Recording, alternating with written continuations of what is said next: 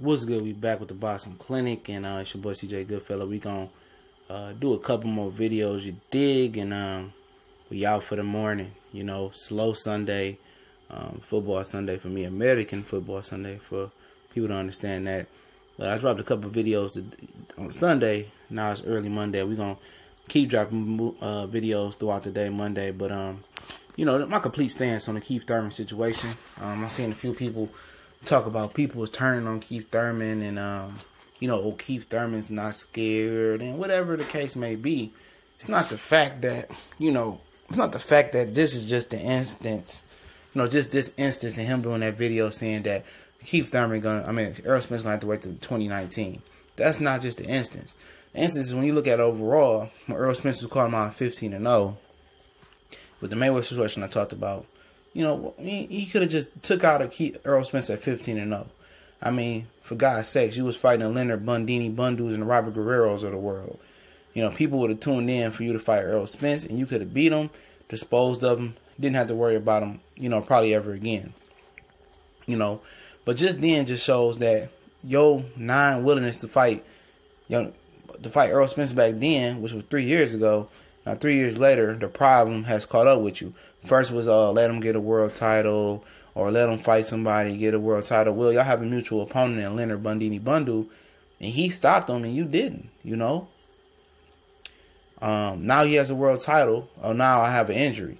You see what I'm saying? This is tit for tat, excuse making. And if you reverse the roles, which I like to do a lot on this channel, and say that Errol Spence had the 2 titles and Keith Thurman was in Errol Spence's position and he had the elbow injury, Keith Thurman be talking cash money crap to Errol Spence. But my whole thing about it is this. Okay, you get a tune-up. Now, if Keith Thurman was a guy that was known to fight at least 3 times a year on a regular basis, 3 or 4 times a year, like a Triple G or an active champion, I'd be like, cool, I can understand him fighting a tune-up, then Sean Porter, and then, you know, Errol Spence at the end of 2018. Don't nobody got time for him to fight 1 or 2 fights. Talking about I'm injured again, or I got into another car accident, or I bumped my elbow in the fight. And that, the reason why people don't trust him to take the 2 tune-ups, because he's only fought 1 time in the last couple of years apiece. He only fought 1 time in this. Did he fight this year? I think he fought 1 time this year and 1 time in 2016, I believe. You know what I'm saying? And don't nobody got time for that. As soon as people start heating up about the Errol Spence, if Errol Spence got the title bout versus Kell Brook, then we could have talked about. We also could have talked about him potentially taking on, you know, Keith Thurman. Then the fight was heating up, and then the top of 29, mid 2019. I mean, top of 2019 or in the middle of 2019, the Errol Spence fight would have been built up for Keith Thurman, but he got the injury. The fans don't trust Keith Thurman to stay healthy, or want to stay healthy, or really trust him to make the fight happen, you know, to wait to 2019. They know what Keith Thurman about. Keith Thurman going to come up with some magical excuse once again for the fight not to happen. So this is why I'm saying this. Okay, Keith Thurman gets a tune-up. I'm cool with it, you know, but if he was a more of an active fighter, excuse me, you know, I would trust him. Like, okay, he fighting 3 times this year.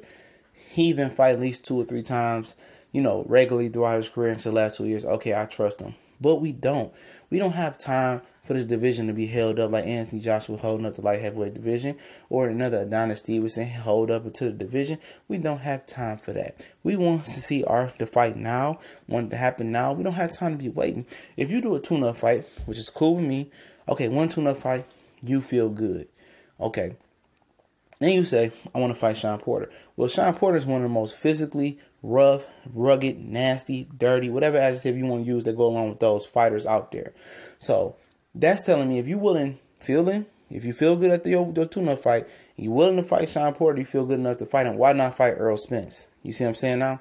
Because Errol Spence is just as physical, if not more physical, Sean Porter, we could say that, but he's not as dirty. He doesn't use his head. He doesn't grab. He doesn't hold. He doesn't hit you behind your head like that. He doesn't just bull on in with his head and really hit you on your arms and hold you and bull and bring you different ways. Sean Porter does. So what makes me think, or makes let's say, what makes Keith Thurman think that Sean Porter physically is going to be a more physically imposing fight than Errol Spence? To me, Sean Porter is going to be more physically imposing and more physically damaging and draining to his body than Errol Spence. And then let's say he does fight Sean Porter. He end up getting injured because Sean Porter is a wild mongoose type fighting mofo, and he get injured again. And then, I need another tune-up. And then we're talking 2020 then. So we got time for that. You do your tune-up, you fight Errol Spence. I don't care about building a fight. If you want to make the fight for $60, make it for $60. You want to be on CBS, let it be on CBS. You want it to be on Showtime, let it be on Showtime. At the end of the day, this fight should be happening in the summer, really, but no later than the fall, winter, November, or September, October, November, December area. Don't nobody got time for Keith Thurman take a tune-up and then face Sean Porter and then his body break down again. Sean Porter is way more physically imposing than Keith Thurman. I mean than Errol Spence when we talking about the physicality of a fight. Errol Spence is a way more cleaner fighter. You know, when you talking about in the ring, and he's more of a tactical surgeon, way more than Sean Porter. So don't nobody got time for Keith Thurman to be running around. Then we talking 2019, now we talking 2020.